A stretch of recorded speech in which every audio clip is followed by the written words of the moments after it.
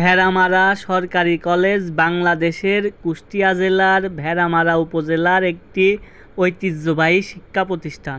কুষ্টিয়ার ভেড়ামারা উপজেলার প্রাণকেন্দ্রে সুন্দর ও মনোরম পরিবেশে প্রায় 10 একর 41 শতক জমির উপর কলেজটি অবস্থিত।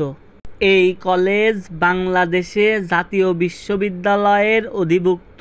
পহেলা জুলাই 1965 সালে কলেজটি প্রতিষ্ঠা করা হয়।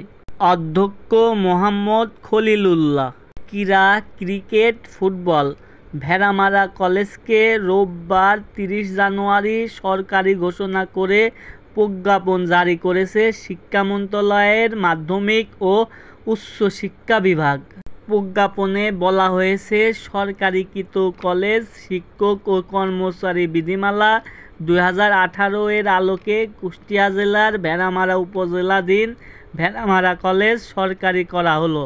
কলেজটি সম্পূর্ণ দেখতে থাকুন।